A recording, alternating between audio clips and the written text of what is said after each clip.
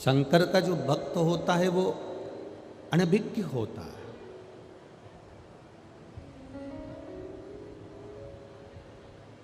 शंकर की उपासना करने वाला, शंकर की भक्ति करने वाला, देवी की उपासना करने वाला, देवी की भक्ति करने वाला, राम की उपासना करने वाला, राम की भक्ति करने वाला, कृष्ण की उपासना करने वाला, कृष्ण की भक्ति करने वाला, संपूर्ण विश्व में, संपूर्ण जगत में अगर वो भगवान की अविरल भक्ति में लगा हुआ है, भगवान की अविरल भक्ति में वो जुड़ा हुआ है, तो कुछ ना कुछ अपने जीवन में ऐसा कर कर दिखा देता है जिससे संपूर्ण विश्व में उसकी ख्याति अपने आप बढ़ने लगती है। ये शिव तत्व है, ये शंकर की उदारता, ये शंकर की करुणा। और ये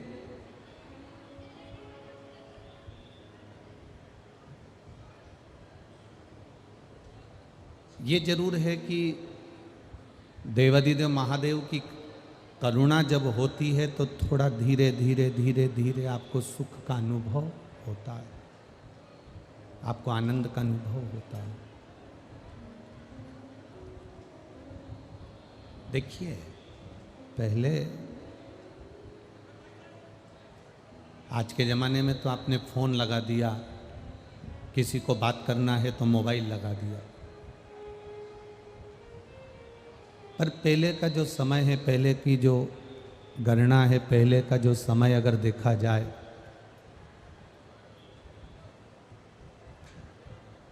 पहले चिट्ठी लिखी जाती थी और उस चिट्ठी का इंतजार किया जाता था, ये चिट्ठी का जवाब आएगा। अब चिट्ठी आपने लिख के भेज दी, डाकघर के डब्बे में वो चिट्ठी डाल दी, उसका जवाब क्या दूसरे दिन आ जाता था? जम के बोलो जरा। नहीं आता था। जवाब आने में कितने दिन लग जाते थे? लगभग 15 दिन, 20 दिन, कभी कभी 1 महीना, कभी कभी 2 महीना, कभी कभी 3 महीना। चिट्ठी का जवाब आने में थोड़ा समय लगता था। इंतजार करते थे लोग, चिट्ठी की प्रतीक्षा करते थे। डाकिया आता था डाक लेकर, तो अपने को लगता था मैंने पत्र भेजा है, हो सकता है उसका जवाब आएगा। इंतजार करते थे और इंतजार करते करते करते 2 महीना, 3 महीना, 4 महीना, 5 महीना, 6 महीना, 7 महीना निकल भी जाता था तो भी उसका विश्वास टूटता नहीं था, उसका भरोसा टूटता नहीं था।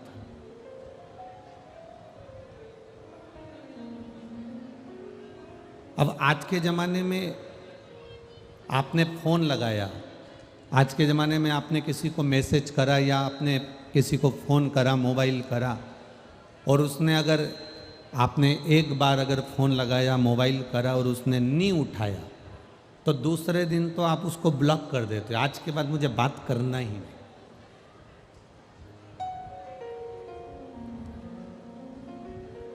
अब जरा विचार करिएगा कि चिट्ठी का इंतजार 1 महीना, 2 महीना, 3 महीना, 4 महीना, 5 महीना, 6 महीना अपन करते थे, इंतजार करते थे। आज के समय में फ़ोन, मोबाइल के माध्यम से आपने किसी को कहा और वो फ़ोन लगाया, नहीं उठाया और आपने ब्लॉक कर दिया, आपने बात करना बंद कर दी, रिश्ते ही ख़त्म। जब ये हमारा फ़ोन ही नहीं उठा रहा तो हम काय का रिश्ता रखें? जब ये हमसे फ़ोन पे बात ही नहीं कर रहा तो हम काय को उसका संबंध रखें, हम काय को रिश्तेदारी रखें?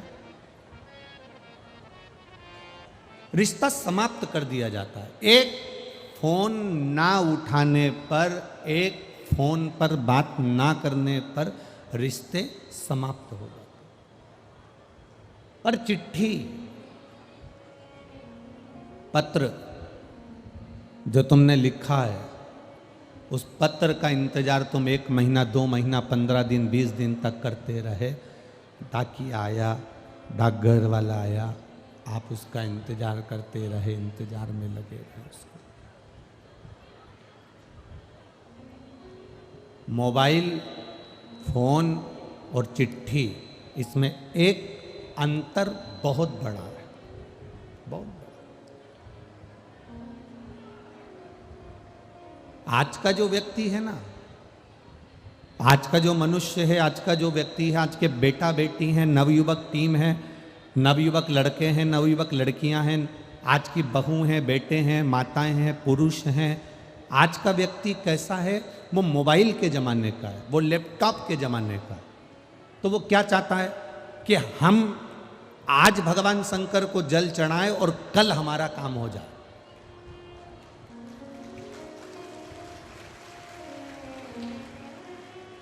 हम आज माँ पीताम्बरा के मंदिर में जाएं और माई पीताम्बरा का दर्शन करें, माई पीताम्बरा से हम विनती करें, बस आज हमने दर्शन किया और कल 15 दिन में 2 दिन के अंदर माई पीताम्बरा हमारा काम कर दे।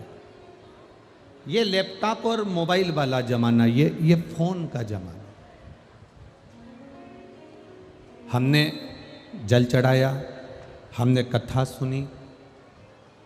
यहाँ पर कई लोग, कई माताएं ऐसी बैठी हैं, कई भाई बहन ऐसे बैठे हैं जो ये विचार कर कर बैठे हैं कि हम कथा सुने और हमारा कल भगवान भंडार भर दे।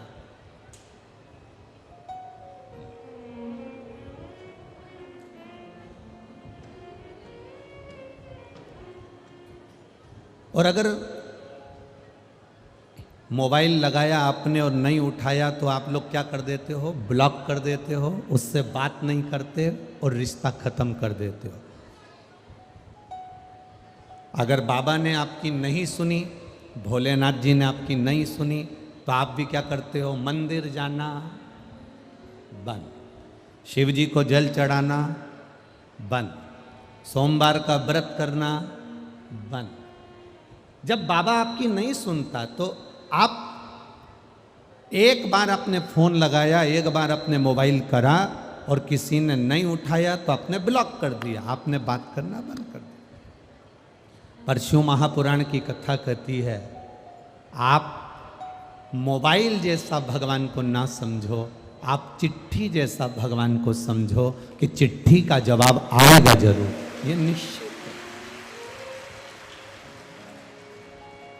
पत्र का जवाब, चिट्ठी का जवाब आता जरूर है, थोड़ा सा समय जरूर लगेगा, थोड़ा सा समय लग सकता है। आपने चिट्ठी लिखी है, जवाब आएगा। आपने कथा सुनी है, रिजल्ट आएगा। भगवान को मोबाइल जैसा नहीं समझना कि फोन लगाया और भगवान तुरंत हमारा काम, ना ना ना ना, थोड़ा इंतजार करिए, पत्र का इंतजार करिए, जवाब आएगा जरूर, आएगा जवाब।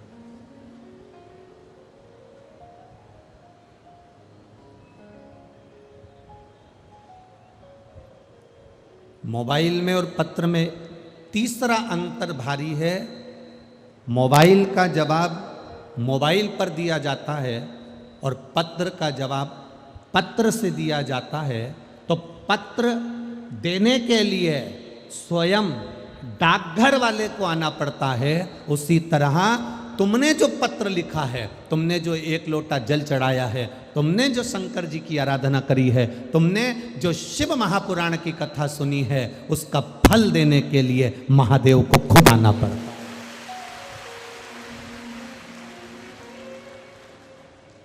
कोई दूसरा नहीं आता है।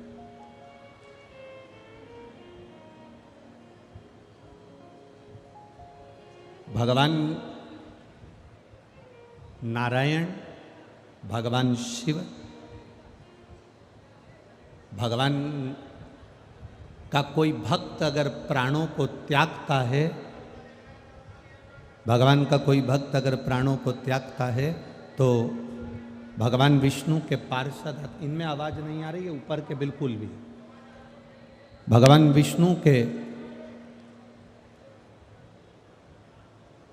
भगवान नारायण के पार्षद उस जीव को लेने के लिए आते हैं। भगवान विष्णु के पार्षद उस जीव को लेने के लिए आते हैं। पर भगवान शंकर का कोई भक्त, भगवान शिव का कोई उपासक भगवान शंकर की भक्ति करने वाला जब कोई अपने प्राणों को त्यागता है तो उसको लेने के लिए भगवान शंकर के गण नहीं आते, भगवान शिव के गण उसको लेने के लिए नहीं आते। डीले कम कर दो। भगवान शंकर को लेने के लिए, भगवान शंकर के उस भक्त को लेने के लिए उनके गण नहीं आते। भगवान शिव ओघड़दानी, त्रिकालदर्शी, कैलाशी, अविनाशी, भगवान देवाधिदेव महादेव स्वयं अपने भक्त को लेने के लिए मेरा देवाधिदेव महादेव खुद आता, स्वयं पहुंचते।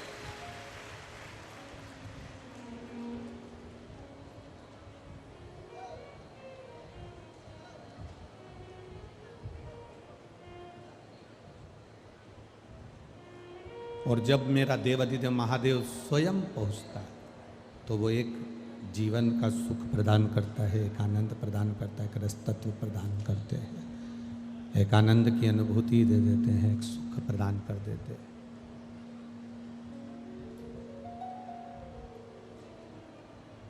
पर दुनिया की जो रीति है,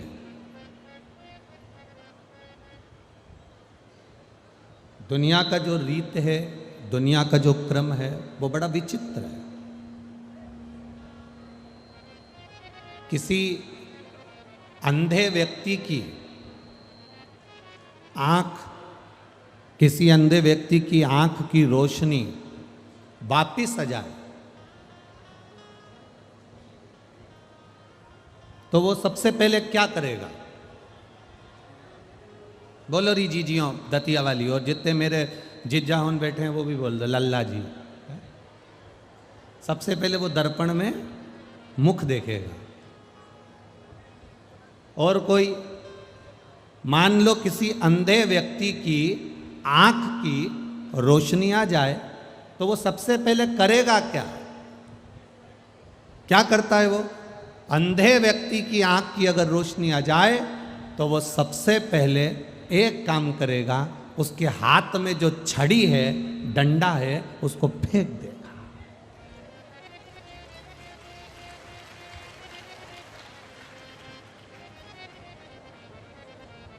बोलो सही है कि गलत है? आँख आने के बाद कोई वो छड़ी लेकर, वो कोई डंडा लेकर कोई वो चलता है क्या? आँख आने के बाद में वो छड़ी लेकर, डंडा लेकर चलेगा क्या? नेत्र आने के बाद किसी अंधे व्यक्ति के अगर नेत्र आ गए, आंखें आ गई, तो वो सबसे पहला काम करता है, उसके हाथ की जो छड़ी है, उसके हाथ का जो डंडा है, उसके हाथ में जो छड़ी रखी है, जो लाठी रखी है, उसको वो फेंक देता है, कोने में पटक देता है, कोने में उसको ले जाकर डाल देता है। बस यही संसार की रीति है। आपके पास में धन बढ़ा, आपके पास में वैभव बढ़ा, आपके पास में अहंकार बढ़ा, आपके पास में सत्ता बढ़ी, आपके पास में धन वैभव बढ़ा, तो जो छड़ी है, छोटा, बहुत छोटा, जिसने आपका साथ दिया, ये शिव महापुराण की कथा कहती क्या है? शंकर भगवान की कथा वर्णन करती क्या है? भगवान देवाधिदेव की कथा करती क्या है? भगवान शिव की कथा क्या कर रही है? भगवान शंकर की कथा कह क्या रही है? भगवान शिव की कथा भी तो यही कह रही है, जिसको सब नकार देते हैं, जिसको लोग छोड़ देते हैं, जिसको लोग धक्का मारकर छोड़ दिया, जिसको लोगों ने नकार दिया, जिसको लोगों ने कोने में पटक दिया, मेरा महादेव करते क्या है? मेरे देवाधिदेव महादेव करते क्या है? मेरे महादेव का काम क्या है? मेरे महादेव का केवल एक काम है, मेरे शिव जी का केवल एक काम है,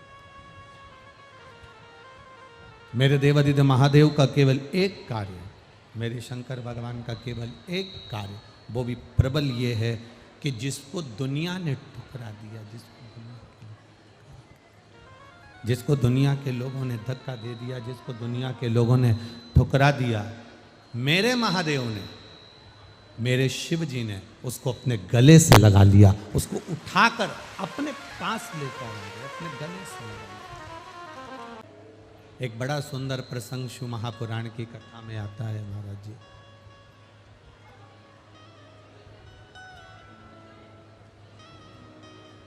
एक बार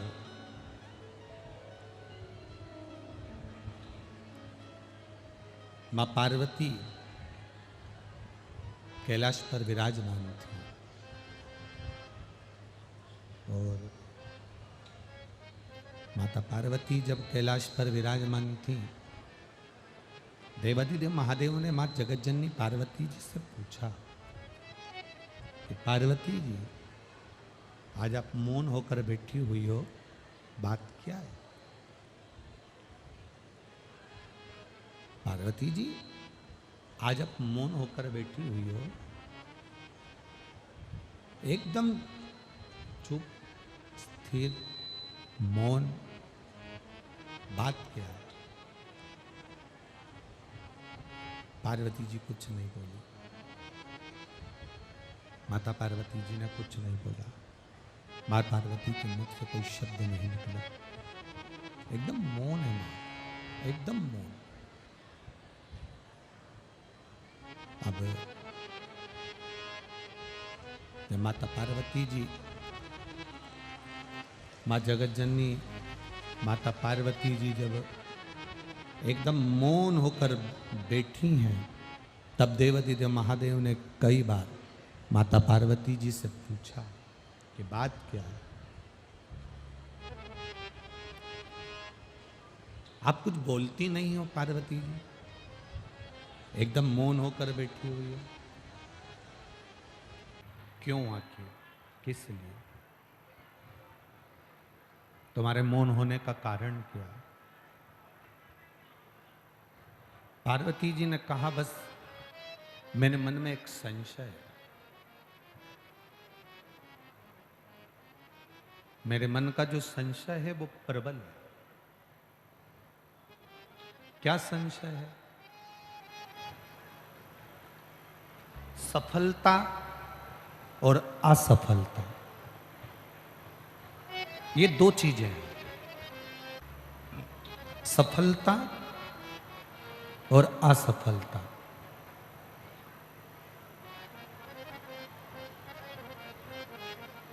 ये दो अलग अलग पहलू हैं। किसी किसी के जिंदगी में, किसी किसी के जीवन में सफलता मिल जाती है और किसी किसी के जीवन में सफलता मिल नहीं पाती और वो असफल हो जाता है।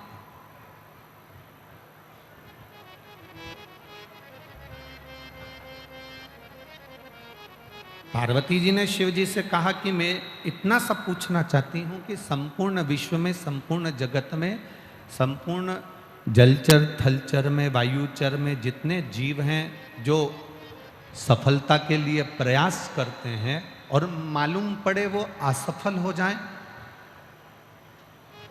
तो क्या उनको प्रयास करना छोड़ देना चाहिए? भगवान देवाधिदेव महादेव ने कहा, नहीं नहीं नहीं पार्वती, ऐसा नहीं। पार्वती जी, ऐसा श्रेष्ठ नहीं है, ये ठीक नहीं है। बस शिव जी की इस बात को अपनी जिंदगी में उतारना। भोलेनाथ जी ने पार्वती जी से कहा, असफल व्यक्ति जो सफल नहीं हो पाता, असफल व्यक्ति को अपनी असफलता को अपने मन तक लेकर नहीं जाना चाहिए और सफल व्यक्ति को अपनी सफलता को मस्तक तक लेकर नहीं जाना चाहिए। दो चीजें अपनी जिंदगी में उतारिए, दो चीजों का स्मरण करिएगा, दो चीजें अपने जीवन में उतारिएगा।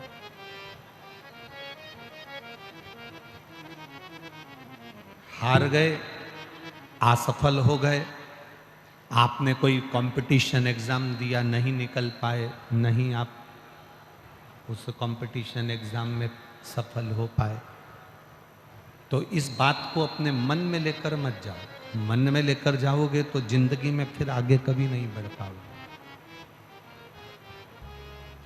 अगर मन में लेकर चले गए तो आप जिंदगी में कभी आप आगे नहीं बढ़ पाओगे। सफलता मिल गई, आप आगे बढ़ गए, सफल हो गए, बहुत उन्नति की ओर बढ़ गए, तो अपने इस सफलता को अहंकार बनाकर अपनी बुद्धि में लेकर मत जाओ, अपने मस्तक में लेकर मत जाओ, अपने दिमाग में लेकर मत जाओ, अपने चित्त में लेकर मत जाओ। असफलता मिले तो भी ये समझें कि देवादिदेव महादेव ने और आगे काम करने के लिए हमको मौका दिया है, और सफल हो जाएं तो ये समझे कि महादेव ने कृपा कर कर हमको आगे बढ़ा दिया।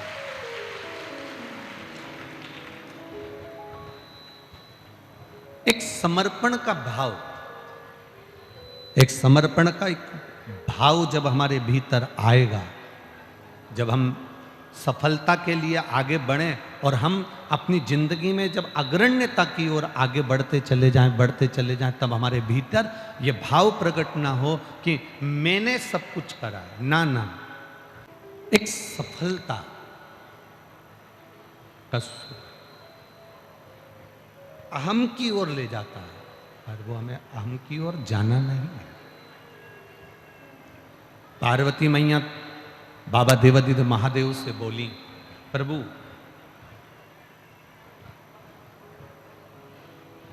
आपका एक भक्त है,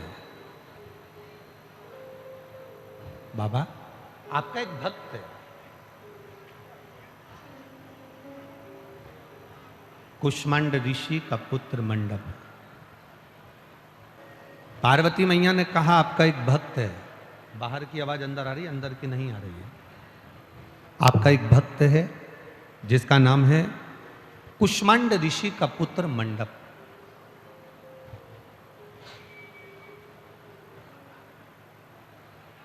बाबा का एक पुत्र है, और वो पुत्र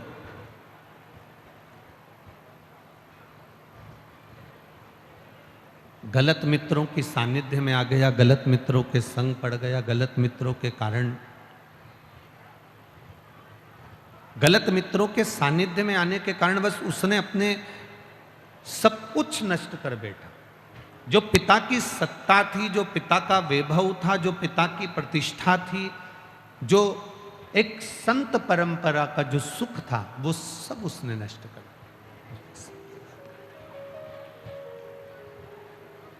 उसने सब नष्ट कर दिया।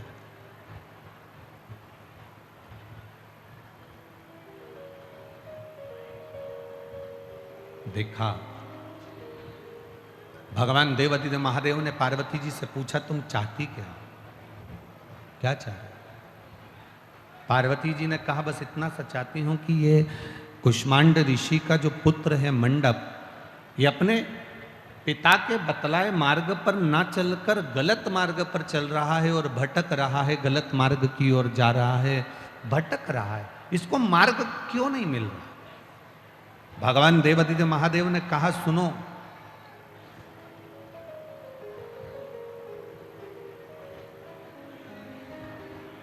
पार्वती, जिस दिन एक अच्छे गुरु की शरणागति उसके जीवन में अगर आ गई, एक अच्छे गुरु की शरणागति में जिस दिन वो पहुंच गया, उस दिन मंडप मुझे प्राप्त कर लेगा और उसकी जीवन सार्थक हो जाएगा। जिस दिन वो अच्छे गुरु की शरणागति में पहुंच गए। अब एक बात दतिया वाले उतार कर रखिएगा अपने अंदर कि असली गुरु की शरणागति कैसे है? हम असली गुरु ढूंढने के लिए कहां जाएं? असली गुरु की शरणागति कैसी होती है? असली गुरु को हम ढूंढने के लिए कैसे जाएं? असली गुरु के पास हम पहुंचे तो पहुंचे कैसे? असली गुरु की शरणागति कैसे? भगवान शिव ने कहा, पार्वती, असली गुरु से मतलब यह होता है कि जो आपको सतमार्ग की ओर लेकर जाए। असली गुरु वो नहीं होता कि आपको ये कह दे कि आप धनपति बन जाओ या करोड़पति बन जाओ या सत्तापति बन जाओ या वैभवपति बन जाओ, या आपके पास में बहुत सारा धन आ जाए, वैभव आ जाए, सत्ता आ जाए, दौलत आ जाए, धन आ जाए। असली गुरु जो होगा वो आपको कहेगा कि आप जितना भगवान की भक्ति में रमोगे, आप जितना भगवान के भजन में रमोगे, आप जितना शंकर के मंदिर जाओगे, आप जितना भगवान की स्तुति करोगे, आप भगवान के करीब में भी जाते चले जाओगे और तुम्हारे घर में अपने आप वैभव बढ़ता चले जाएगा। आपको ढूंढना नहीं पड़ेगा। धन ढूंढने के लिए, पैसा ढूंढने के लिए, सत्ता ढूंढने के लिए, संपदा ढूंढने के लिए आपको कहीं जाने की जरूरत नहीं पड़ेगी।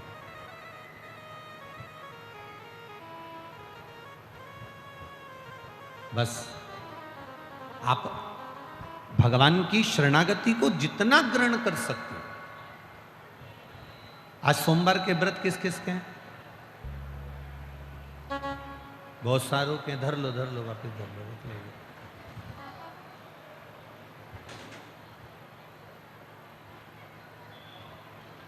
किस लिए करें हैं?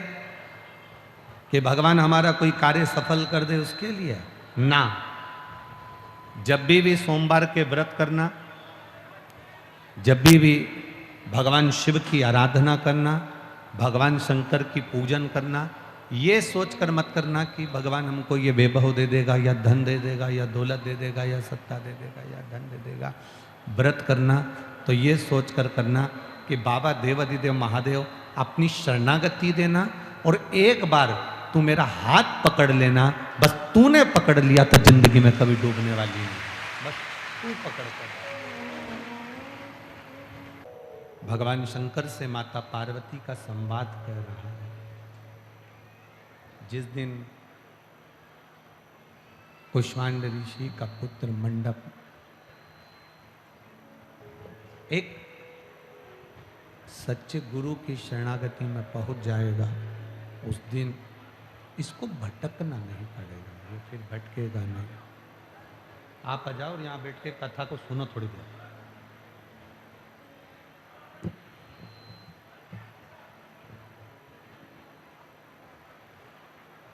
कुष्मांड ऋषि का पुत्र मंडप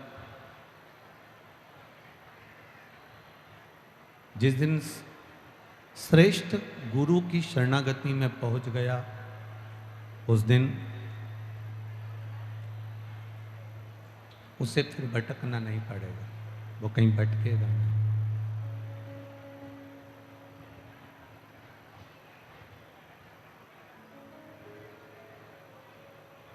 आज मंडप ने अपने मित्रों का साथ पकड़ा, थोड़ा चोरी करने लगा, थोड़ा धन चुराने लगा। आ रही आवाज?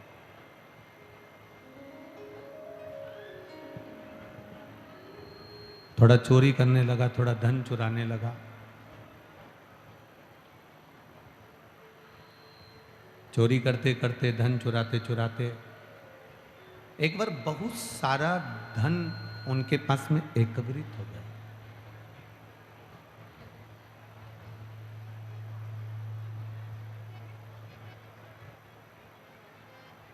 और जब बहुत सारा धन एकत्रित हुआ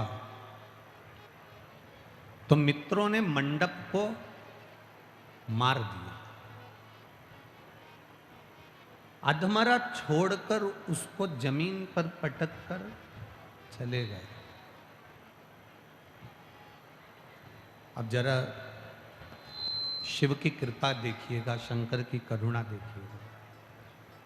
अधमरा छोड़कर आधा मरा हुआ जानकर उनको लगा कि मर गया, इसकी श्वास रुक गई है, ये प्राण त्याग दिए, प्राण छोड़ दिए और ये चला,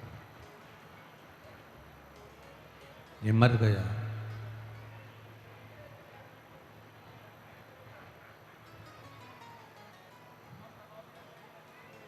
कुछ समय निकला, मंडप को होश आया, उठा।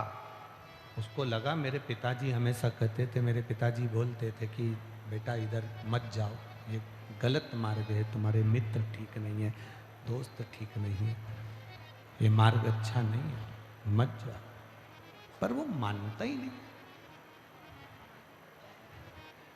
आज मंडप के मन में आया कि अगर मैं घर जाता हूं और पिताजी से कहूंगा कि मेरे दोस्तों ने, जिन दोस्तों के लिए मैंने घर त्यागा था, जिन दोस्तों के लिए मैंने घर छोड़ दिया था, जिन दोस्तों के लिए मैं चोरी करता था, जिन दोस्तों के लिए मैंने धन एकत्रित किया, आज उन दोस्तों ने ही मुझे मार डाला, आदमरा छोड़ कर चले गए। अगर मैं घर जाता हूं और घर जाकर ये बात कहता हूं तो ठीक नहीं है।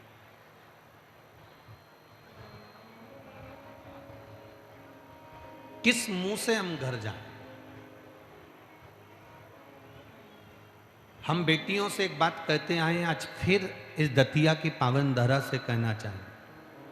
मेरा बेटियों से निवेदन है, तुम्हारे घर में कितना भी झगड़ा हो जाए, तुम्हारे घर में कितनी भी लड़ाई हो जाए, आपस में कितना भी सास से, ससुर से, पति से, जेठानी से, देवरानी से कितना भी झगड़ा कर, पर निवेदन केवल इतना सा है कि अपने घर की देहली छोड़कर कभी कहीं मत जाओ। उस देहली के अंदर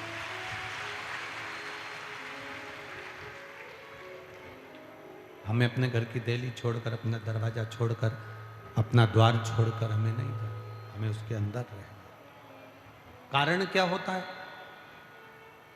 हम चले तो जाते हैं, पर बाद में केवल हमारे जीवन में पछतावा रह जाता है। मैं क्यों आ गई, इससे तो वहीं रहती तो ठीक था। वहीं रहकर नहीं पड़ती, मैं वहीं रहकर साथ थी, मैं अपने काम को देखती वहीं रहकर। अब हमारे भीतर ये भाव जागृत हो गया, हमारे भीतर ये क्रम चालू हो गया।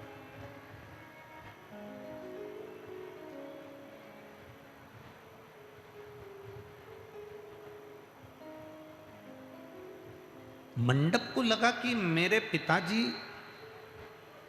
के सामने अगर मैं जाऊंगा और मेरे पिताजी तो मुझे देखकर कहेंगे कि बताओ, मैंने तो अपने बेटे को मना करा था और बेटा तो भी नहीं माना, और आखिर में वही हुआ कि मेरे बेटे के दोस्तों ने ही बेटे का वध करने का प्रयास करा और अधमरा सा छोड़ कर चले गए। उसको कोई हिंसक पशु पक्षी खा जाता, वो मर जाता, पर वो तो बाबा की कृपा थी। कुष्मांड ऋषि का कोई पुण्य प्रबल था, उनका भजन, उनकी कीर्तन, उनका स्मरण कुछ प्रबल होगा, जिसके कारण वो बच गया।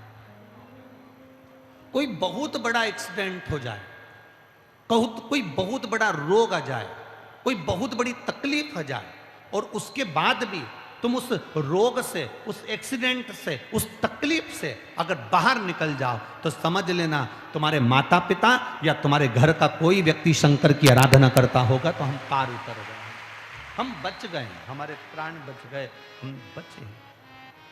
ये एक पत्र आया है, देखिए इधर।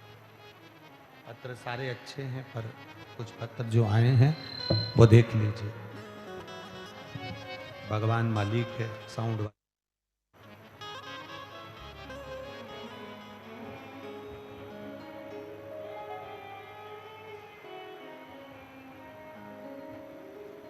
डब्बे पर लिखा है उन्होंने, ठीक है।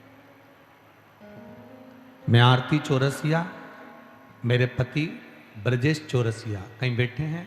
आरती जी और ब्रजेश जी आप ही हैं, दोनों हाथ हिला दो एक बार ऐसे। मैं आरती चौरसिया, मेरे पति ब्रजेश चौरसिया, मायका छोटा बाजार दतिया का है, ससुराल लक्ष्मी नगर रतलाम का है। मैं व्यासपीठ को नमन करती हूँ। एक बेलपत्री और एक लोटे जल का महत्व बताना चाहती हूँ। मेरी सासू माँ को कैंसर हो गया था। गुरुदेव, कैंसर 4th स्टेज का हुआ, बचने के कोई चांस नहीं, डॉक्टर ने भी कह दिया कोई उम्मीद नहीं है। गुरुदेव, एक बेलपत्री शिव जी को चढ़ाती थी, एक लोटा जल चढ़ाना प्रारंभ करा। मेरे किसी परिचित ने कहा कि आप शंकर जी की आराधना करो, डॉक्टर ने तो जवाब दे दिया, अब आप उसके ऊपर छोड़ दो। दवाई चलती रही, बेलपत्री शिव जी को चढ़ाकर मैं अपनी सासू को देती रही, और एक लोटा जल चढ़ाकर शंकर भगवान को कुंद कैश्वर का नाम लेकर जल लेकर आती, अपनी सास को देती। गुरुदेव, दूसरी बार हमने कैंसर की कीमो की जांच कराने के लिए जब पहुंचे तो डॉक्टर ने जवाब देकर कहा कि इनके शरीर में तो कैंसर ही नहीं है, ये बाबा की कृपा का करुणा। अब ठीक है बाबू, हाथ हिला दो एक बार, हर हर महादेव।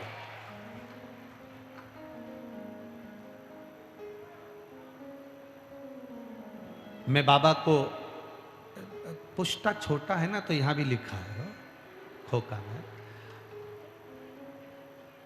मैं बाबा को वहां से प्रणाम करने के लिए यहां आई हूं गुरुदेव, क्योंकि मेरे बाबा ने मेरी सासू के कैंसर को समाप्त किया है, इसलिए यहां पहुंची हूं। शिव तत्व, बैठिए बहन, हर हर महादेव। एक पत्र और बड़ा सुंदर आया,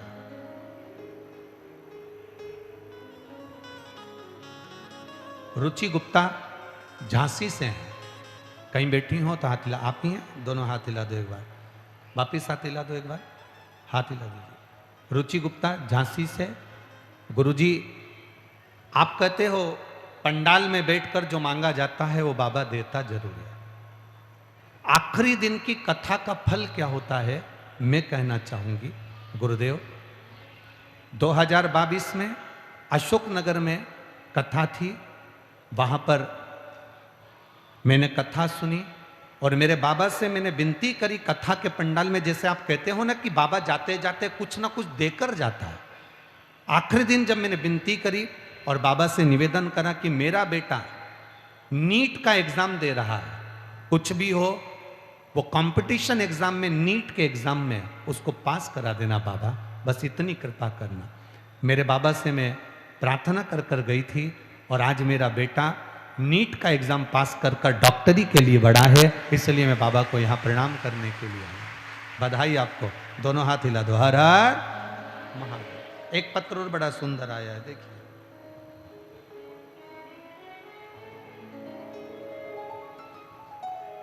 मेरा नाम अनीता झा है और मैं पंचशील नगर दतिया की निवासी हूं, कहीं बैठी हो?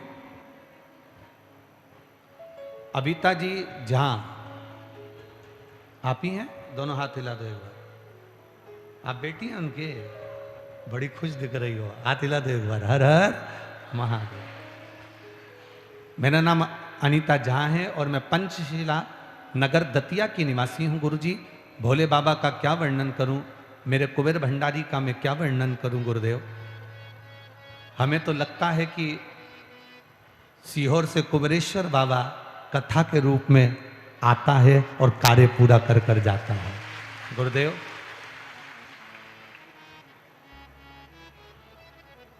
हम कंकर शंकर को नमन करते हैं। कंकर, कुबेरेश्वर धाम का कंकर वास्तव में शंकर है गुरुजी, और वहां का रुद्राक्ष वास्तव में कुछ ना कुछ ऐसा है जिससे रोग से मुक्ति मिलती है गुरुदेव। मेरे मोहल्ले में एक 80 साल की माता जी हैं जिनके मुंह में कैंसर हो गया था। जांच के द्वारा पता चला कि कैंसर 4th स्टेज का है। माता जी के नेत्र से दिन भर आंसू बहते हैं गुरुदेव। चम्मच से पानी उनको मुख में पिलाते हैं क्योंकि गले का कैंसर है गुरुदेव। बहुत दुख होता है उनको। सभी डॉक्टरों ने अपने हाथ खड़े कर दिए क्योंकि 4th स्टेज का कैंसर, उनके गले में अन्न नहीं जाता, पानी नहीं जाता गुरुदेव। वो तड़पती हैं, बड़ा कष्ट होता है देखकर। मुझे उनकी पीड़ा नहीं देखी गई। मैं आपकी कथा सुनकर उन माता जी के लिए शिव जी के मंदिर जाना चालू कर दी गुरुदेव, और बाबा को 1 लोटा जल चढ़ाती, प्रार्थना करती। रुद्राक्ष था सीहोर का, पानी में गलाकर शिव जी को चढ़ाकर उनको देती, और बाबा की कृपा से उन माता को जो आधी चम्मच पानी पीती थी वो आधी चम्मच पानी में महादेव का पिलाना चालू कर दी गुरुदेव। बाबा की कृपा से उन्होंने धीरे धीरे आधा गिलास पानी पीना चालू करा, भोजन करना चालू करा।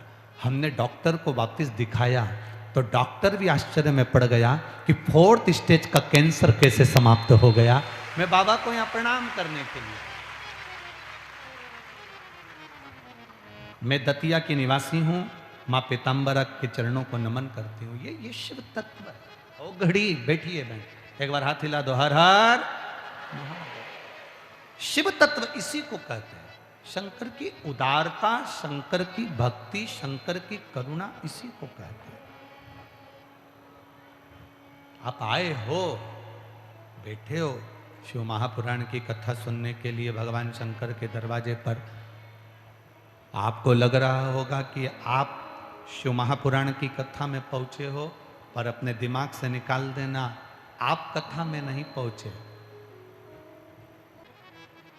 जिस दिन वो कृपा करता है, साधारण कृपा वो करता ही नहीं है।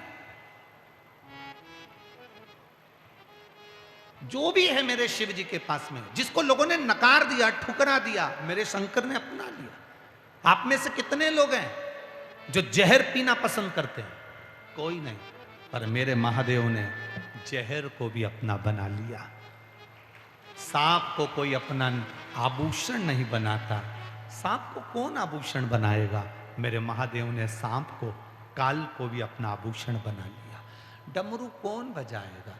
आपने इतने सारे, आपके यहाँ आर्केस्ट्रा होती हैं, आपके यहाँ पर देवी जागरण होते हैं, भजन संध्या होती है।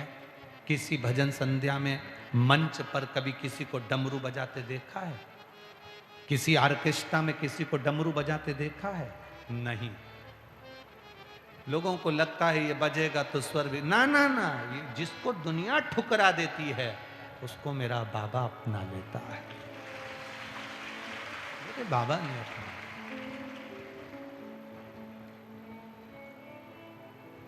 चंद्रमा जो शिव जी के मस्तक पर है, द्विज का चंद्रमा, दूज का, कमजोर हो गया, एकदम कमजोर, और इतना ज्यादा कमजोर हो गया कि उसको कोई अपनाने को तैयार नहीं हुआ। तब मेरे देवाधिदेव महादेव ने उसको अपनाया।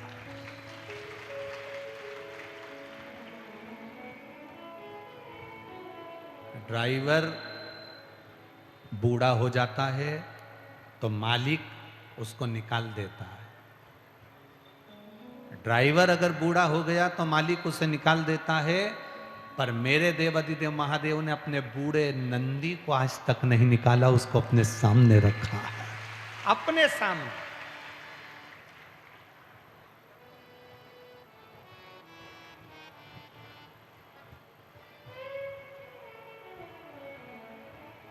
उसको अपने करीब में रखा है, दूर नहीं भगाया। वो दया जब करता है खाली नहीं छोड़ता। कुष्मांड का ऋषि के पुत्र मंडप जिस दिन किसी सही गुरु के पास पहुंच गए, फिर वो भटकना छोड़ देगा, फिर वो भटकना छोड़ देगा।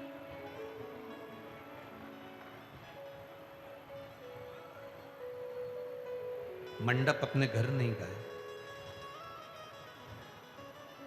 घर गए ही नहीं। पिता को क्या मुख दिखाऊंगा, पिता को क्या कहूंगा कि मेरे दोस्तों ने मुझे मारने का प्रयास किया? पिता को क्या मुख दिखाऊंगा? मंडप नहीं गए घर।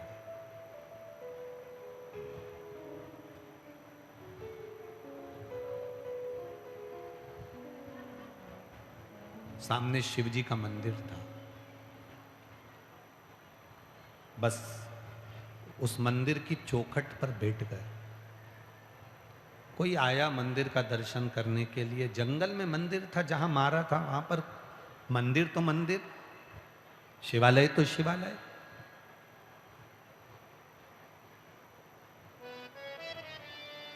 मंदिर और शिवालय में अंतर होता है। मंदिर में भगवान स्थिर होते हैं, मंदिर में भगवान बैठा मिलता है। शिवालय जहां शंकर भगवान का शिवलिंग है और बाहर नंदी है, उसको शिवालय कहा गया। शिवालय में भगवान बैठा हुआ नहीं मिलता। भगवान का नियम है, तुम्हारे मोहल्ले में, तुम्हारी गली में, तुम्हारी कॉलोनी में, तुम्हारे क्षेत्र में, तुम्हारी सोसाइटी में, तुम्हारे क्षेत्र के अंदर कहीं शंकर भगवान का ओटला है, कोई शिव जी का शिवालय है जहां नंदी है और शंकर का शिवलिंग है, समझ लेना वो मंदिर नहीं, वो शिवालय है। और शिवालय का मतलब ये होता है कि भगवान प्रतिदिन प्रदोष काल में शाम के समय नंदी को लेकर मंदिर से बाहर निकल जाते हैं और भ्रमण को जाते हैं। मंदिर में भगवान स्थिर होता है, पर शिवालय में भगवान स्थिर नहीं है। शिवालय में तो भगवान जाता रहता है, चलता रहता है।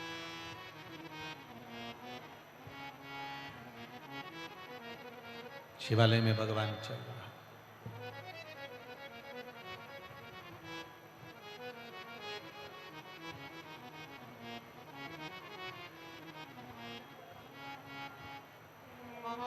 गाय के पीछे बछड़ा चलता है, गाय के पीछे बछड़ा चलता है, पति के पीछे पत्नी चलती है, भाई के पीछे बहन चलती है, और शिव जी को जल चढ़ाने वाले के पीछे मेरा महादेव चलता है।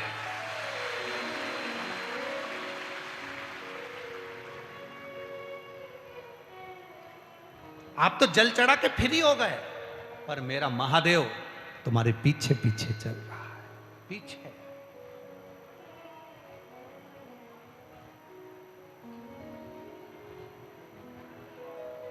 कितनी भी विषम परिस्थितियां आए, कितनी भी तकलीफ आए, कितनी भी विषम परिस्थितियां हो, कितना भी दुख हो, वो पीछे से सपोर्ट करता है, पीछे से संभालता है।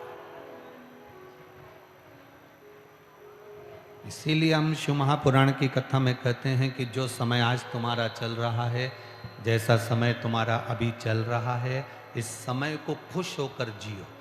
मधुमक्खी जैसे मत बनो।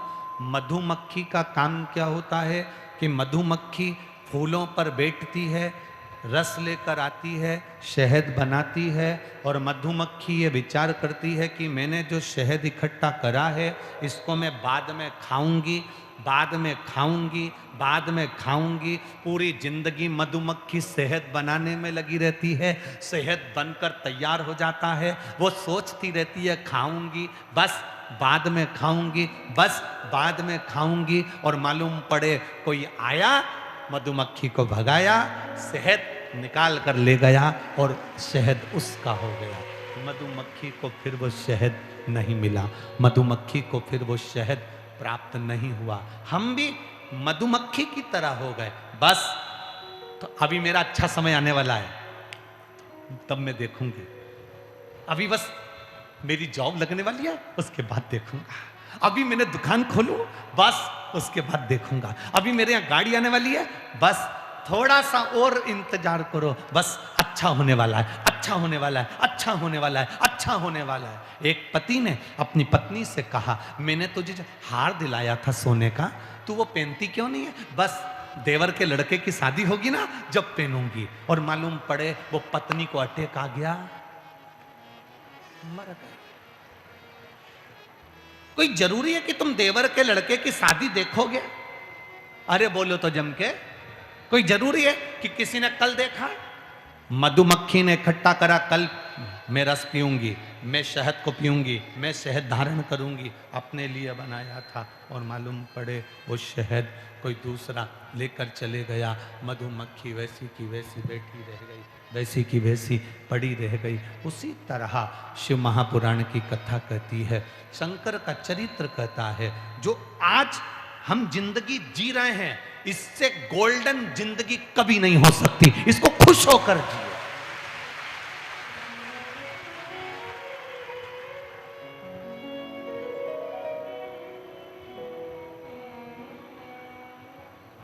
जो हम आज जिंदगी जी रहे हैं, इसके बराबर कोई गोल्डन जिंदगी नहीं होगी।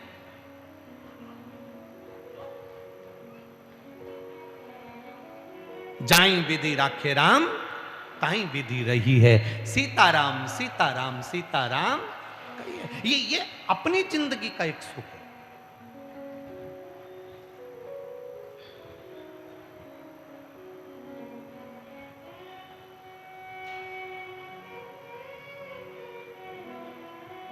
जो दिन आपका आज निकल रहा है, वो दिन श्रेष्ठ है।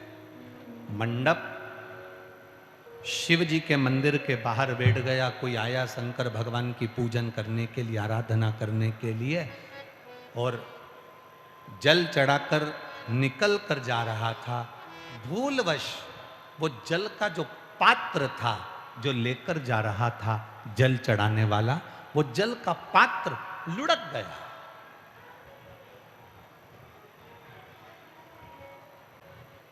विरोध करने वाले बहुत होते हैं, जो कथा सुन सुनकर भी कई लोग विरोध करते हैं कि मिश्रा जी ने कह दिया कि शिव जी पे चढ़ा हुआ जल पीना चाहिए, शिव जी पे चढ़ा हुआ जल लाकर अपने घर के दरवाजे पर छींटना चाहिए। बोला था कि नहीं बोला था?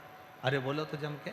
थोड़ा सा जल जो शंकर भगवान को चढ़ाए वो लेकर आओ अपने घर में, आचमन के रूप में सबको दो, थोड़ा सा अपने घर में छींट दो। दुनिया के लोग कहते हैं इससे होता क्या है? उनसे निवेदन करूंगा, कुष्मांड ऋषि के पुत्र मंडप की कथा अपनी जिंदगी में उतारना। एक शंकर भगवान की आराधना कर कर जल चढ़ाकर आ रहा था, हाथ का खाली लोटा जिसमें वो शिव जी के चढ़े हुए चरणामृत को, शंकर भगवान के जल को लेकर आ रहा था, गंगा के जल को लेकर आ रहा था, और हाथ से वो लोटा खसक गया, हाथ से वो जल का पात्र नीचे गिर गया। जैसे गिरा, सीढ़ी पे से लुढ़कता हुआ वो पात्र नीचे आ रहा था, और उस पात्र का जल कुष्मांड ऋषि के पुत्र मंडप पर थोड़ा सा छींटा लग गया, मात्र एक अंश के बराबर छींटा, एक अंश।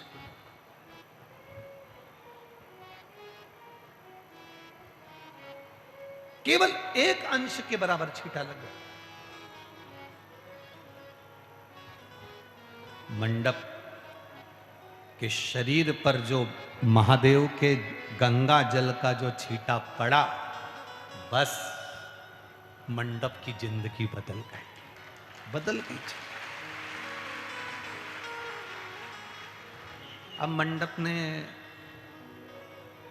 विचार करा कि अब मुझे यहाँ गांव में नहीं रहना, मेरे दोस्त मुझे देखेंगे तो मुझे फिर मारने का प्रयास करेंगे। अगर मेरे दोस्त मुझे देखेंगे तो फिर मारने का प्रयास करेंगे, मुझे गांव में नहीं रहना। अपना गांव छोड़ दिया मंडप ने, शिवालय छोड़ा मंडप ने। जैसे ही शंकर भगवान के शिवालय से बाहर निकला, थोड़ी दूर गया, वहां पर कुछ संतों की टोली जा रही थी। उन संतों की टोली में वो भी संत का भाव रखकर भजता भजता काशी पहुंच गया। और काशी में जब पहुंचा तो माँ गंगा का स्नान जब संतों ने करा, इसने भी स्नान कर लिया। संतों ने पूछा, भाई बहुत दिन हो गए चलते चलते, आज 22 दिन हो गए अपने को चलते चलते, तुमने अपना नाम नहीं बताया। मंडप ने कहा, मेरा नाम मंडप है। पिता का नाम? इसको लगा अगर मैं अपने पिता का नाम बताऊंगा, इनको मालूम पड़ेगा तो ये लोग मुझे आदर देंगे, सम्मान देंगे कि कुष्मांड ऋषि का पुत्र मंडप,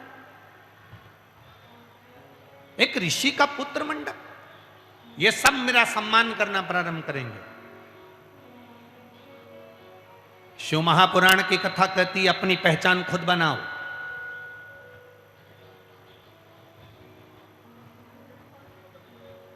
पिता का नाम दुनिया में चल रहा है, दादाजी का नाम दुनिया में चल रहा है, अपने घर के बुजुर्ग का नाम दुनिया में चल रहा है, पर बेटों को ऐसा होना चाहिए, संतान को ऐसा होना चाहिए कि वो अपनी सत्ता, अपनी धाक और अपना वैभव स्वयं बनाए और दुनिया के आगे प्रेषित करे।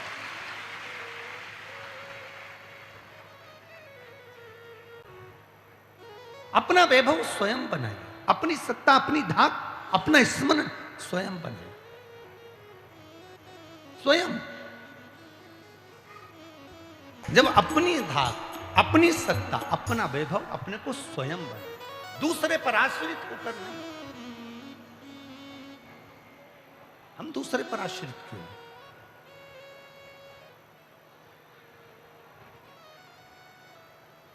पिता का नाम चल रहा है, दादाजी का नाम चल रहा है, ताऊ जी का नाम चल रहा है, काका जी का नाम चल रहा है।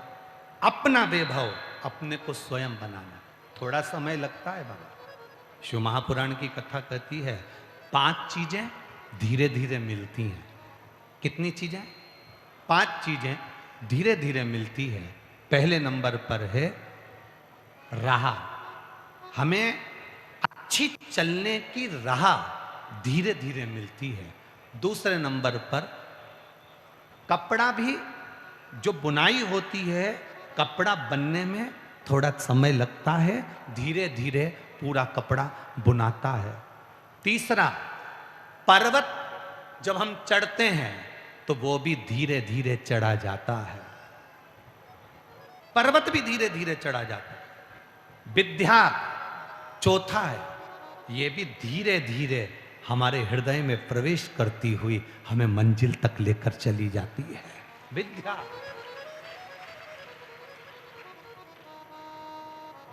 और पांचवें नंबर पर है हमारा वैभव, हमारा धन, हमारी सत्ता, हमारी प्रतिष्ठा, ये भी धीरे धीरे मिलती है।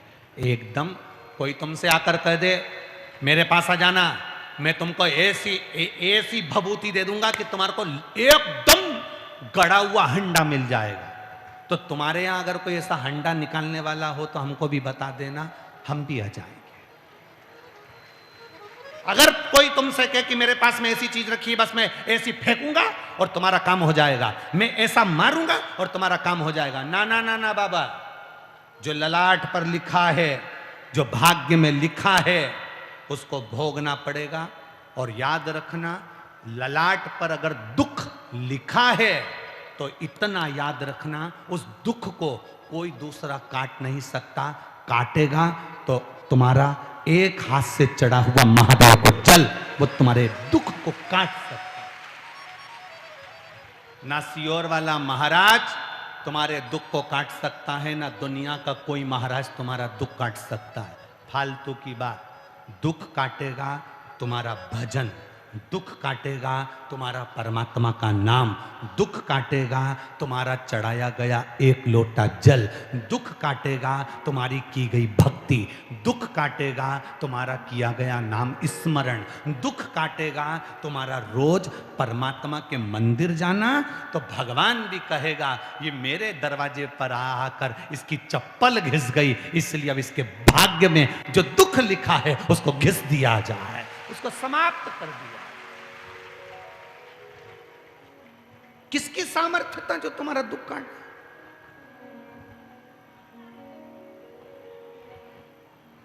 ईमानदारी से बोलना, राम जी के समय में क्या गुरु कमजोर थे?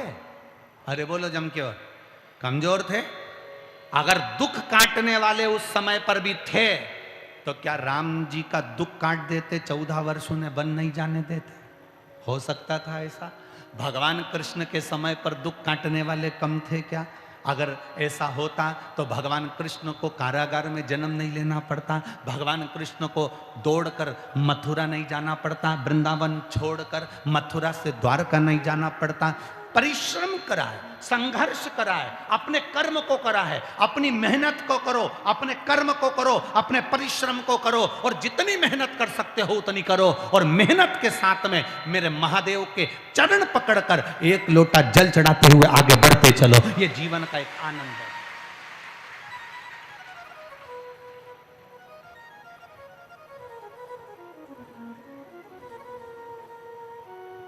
अच्छा, तुमको खांसी चलेगी और तुमको खांसी आ रही है, तुम पड़ोसन से कह दो खांस दे, उसके खांसने से काम चल जाएगा? अरे बोलो तो रीजी जी हो, नहीं। अब तुम्हें छींक आ रही है, तुम पड़ोसन को क्यों छींक दे, उसके छींकने से काम चल जाएगा? नहीं। ठीक है, अब तुम्हारा पेट दुख रहा है और पड़ोसन को कह दो दवाई खा ले, तुम्हारा पेट बंद हो जाएगा क्या?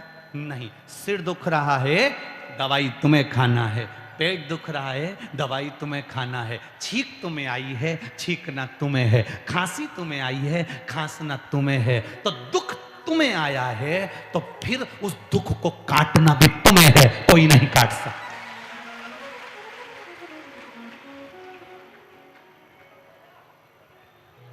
व्यर्थ के प्रपंच में मत पड़ना, अपने दुख को अपने को काटना है। तो वो दुख कटेगा कैसे? क्या करना पड़ेगा दुख को काटने के लिए? कहीं नहीं जाना। कोई तुमसे कह दे यहां जाओ, कोई कहे वहां जाओ, कोई कहे यहां जाओ, कहीं मत जाओ। तुम्हारे मोहल्ले में, तुम्हारी गली में, तुम्हारी कॉलोनी में, तुम्हारी सोसाइटी में, तुम्हारे क्षेत्र में जो शंकर का शिवालय हो वहां पर जाओ, क्योंकि हमारा नियम है, हम जब पैसे जमा करते हैं तो पास का बैंक ढूंढते हैं, पैसे निकालते हैं तो पास का एटीएम ढूंढते हैं, पेटीएम ढूंढते हैं, ये पास का क्षेत्र ढूंढते हैं। उसी तरह तुम्हारे पास का बैंक होगा तो कभी भी जमा कर दोगे, कभी भी निकाल लोगे। पास में शिवालय होगा, कभी भी जाओगे तुम्हारा दुख मिट जाएगा, कट जाएगा। तुम्हारे पास के शिवालय में, तुम्हारे नजदीक के शिवालय में जाइए।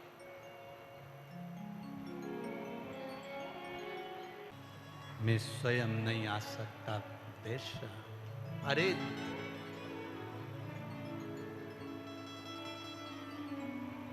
हेलीकॉप्टर कहीं पर भी उतर जाता है क्या? अरे बोलो जम के जरा, नहीं।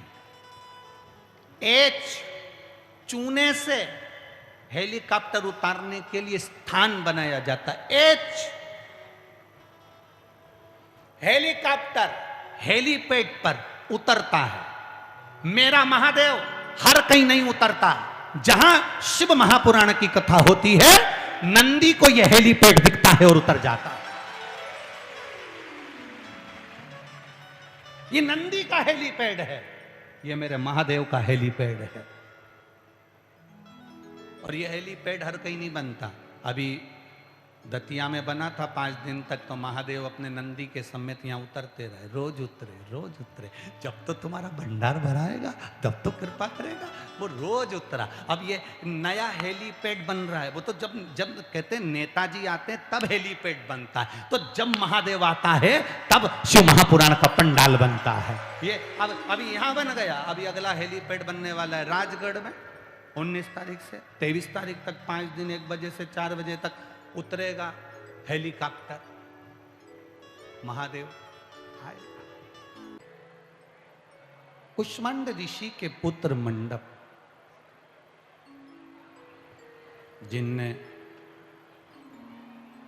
जल का 1 लोटा जो पानी हम चढ़ाने जाते हैं उसमें थोड़ा सा जल बचाकर लाते हैं। आप लोग लाते कि नहीं लाते? लाते हो सब लोग? शिव जी को जल चढ़ाने के बाद जो हम थोड़ा सा जल लेकर आते हैं, वो जल साधारण जल नहीं है। वो शंकर पर चढ़ने के बाद में शिव के सिर पर गंगा है और गंगा का स्पर्श हम भी शिव जी पर जल चढ़ाकर लेकर जो आ रहे हैं, वो गंगा का जल प्रतिदिन हम महादेव से प्राप्त कर कर ला रहे हैं। रोज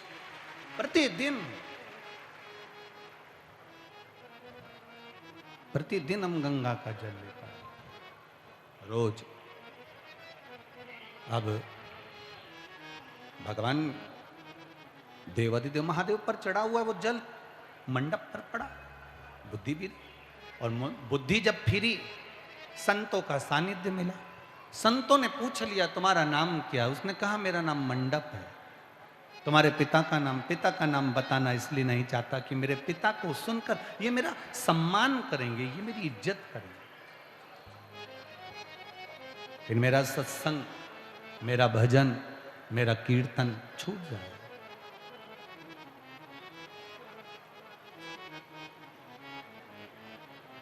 माता पिता के सामने, गुरु के सामने, अपने घर में अपनी पत्नी या पति के सामने आप जब भी जाएं, आप कितने बड़े भी पद पर हों, औहदे पर हों, प्रतिष्ठा पर हों, कितने बड़ा भी आपके पास में कुछ भी वैभव हो, अपने माता पिता और अपने घर के अंदर अपने गुरु के सम्मुख में वो वैभव तुम्हारा शून्य होना चाहिए, तो समझो कि तुम उन्नति की ओर बढ़े।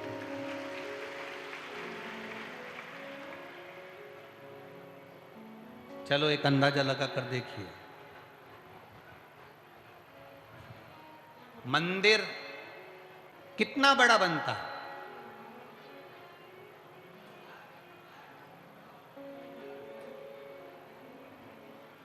अब मंदिर कितना बड़ा बना साहब? हमारे यहाँ का जो मंदिर है गुरुजी, वो देखा जाए 200 बाई 200 का, 400 बाई 400 का या 100 बाई 100 का, ठीक है। मंदिर की दीवार कितनी बड़ी बनी, मंदिर में मूर्ति कितनी बड़ी रखी, मंदिर में जो ऊपर शिखर बनाया वो कितना बड़ा बना।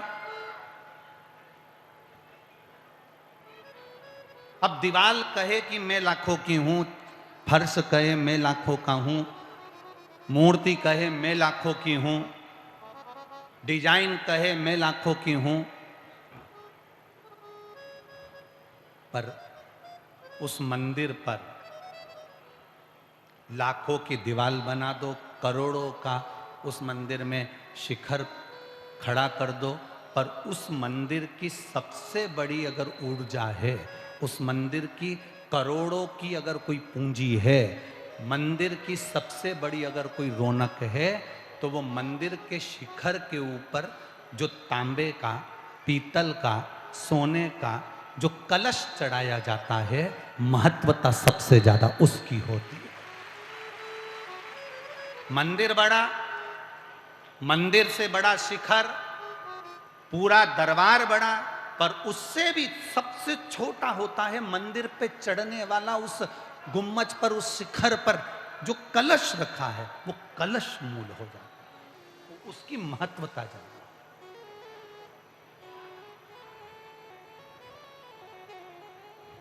जितने ऊपर बढ़ते जाओ, जितने ऊपर की ओर चढ़ते जाओ, उतने अपने मन से छोटे होते चले जाना। जितना ऊपर की ओर बढ़ो उतने छोटे बनकर रहना, जितनी उन्नति करो उतने छोटे हो जाओ, जितना बड़ा पद मिल जाए उतने अपने भीतर से छोटे होते चले जाओ। और जब बड़ा पद वाला व्यक्ति, बड़ी प्रतिष्ठा वाला व्यक्ति जब अपने मन से छोटा बनकर रहता है, तो वो सारी दुनिया पर राज करता है, ये निश्चित। मंदिर बड़ा है, दीवार बड़ी है, शिखर बड़ा है, पर उस पे रखने वाला जो छोटा सा कलश बहुत छोटा होता है। आप जितने ऊपर चढ़ते जाओगे, आप उतने मन से बहुत छोटा भाव रखना, हृदय छोटा बनाकर रखना, आप दुनिया के दिल में राज कर जाओगे, दुनिया के दिल। उन्नति पर चढ़ने वाला व्यक्ति जब अपने आप में वो हृदय से छोटा नहीं हो पाता, तो फिर वो जिंदगी में कभी तरक्की नहीं करता, कभी।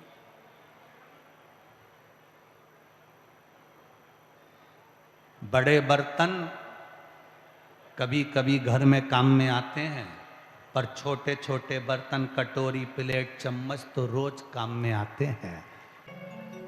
एक बेटी ने पत्र लिखा है, उस बेटी ने लिखा है आदरणीय मंत्री जी को,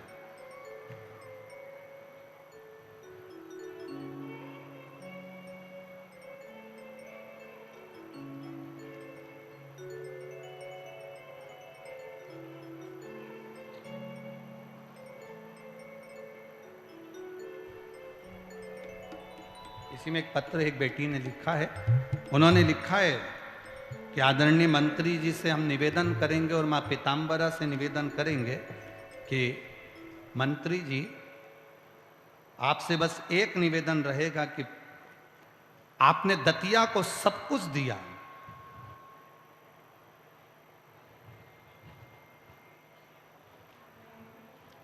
कोमल गावड़ा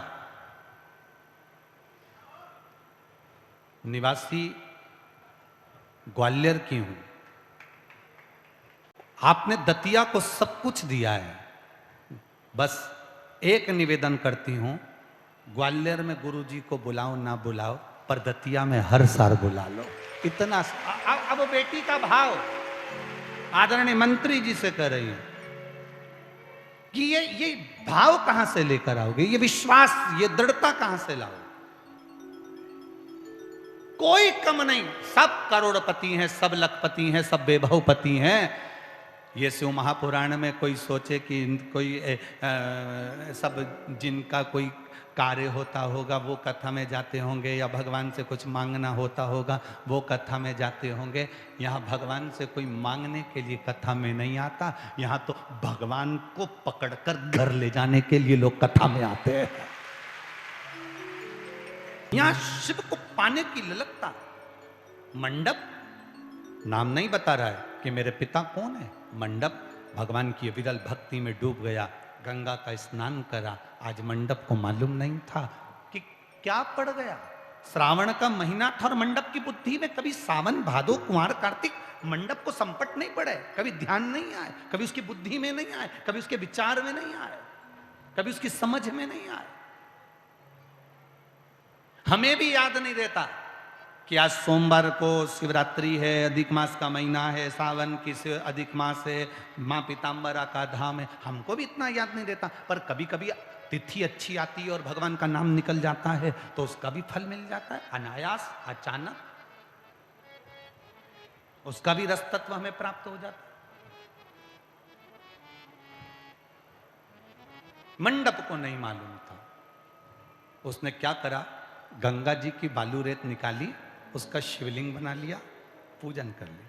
उसने पूरा रोज शिवलिंग बनाता, रोज पूजन करता। कुछ दिन निकले और काशी अधिपति मेरा विश्वनाथ काशी के मंदिर से बाहर निकला और गंगा के घाट पर मंडप को दर्शन देने के लिए पहुंच गया। मेरा शिव मंडप, मांग तुझे क्या चाहिए। मंडप कहते हैं मुझे कुछ मत दीजिए, बस इतना वर दे दो, जो पार्थिव शिवलिंग का निर्माण करे उसको आपका दर्शन जीवन जी में एक बार जरूर हो जाए, उसकी जीते जी एक बार दर्शन। ये पार्थिव शिवलिंग का ही फल होगा जो दतिया में शिव महापुराण की कथा हुई है। ये पार्थिव शिवलिंग, समय आया 12 ज्योतिर्लिंग का स्मरण कराया। तुमरुका जी ने चंचुला देवी को, सोमनाथ जी का वर्णन किया, चंद्र को काया रोग से मुक्त कराया। आगे वर्णन आया मल्लिकार्जुन बाबा का, जिन्होंने शिव पार्वती जी ने जाकर दर्शन दिया सदानंद कार्तिकेय को। दूषण नाम के राक्षस का संहार भगवान करे, महाकाल बनकर विराजमान हुए। विंद नामक पर्वत के तप करने पर दर्शन देकर ओमकारेश्वर के रूप में विराजमान हुए। कुंभकर्ण के बेटे भीम को मारा तो भीमा शंकर हुए। मनु शत्रुपा को दर्शन देकर काशी में विश्वनाथ हुए।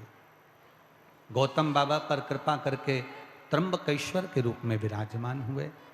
रावण के द्वारा लाए हुए शिवलिंग से आनंद विराजमान होकर वैद्यनाथ हुए।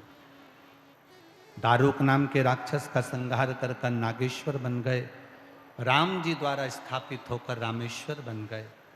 सुधर्म नाम के ब्राह्मण की पत्नी घूष्मा के बेटे को उसकी सोतन ने मार दिया, उसको जीवित कर कर कृष्णेश्वर बन गए।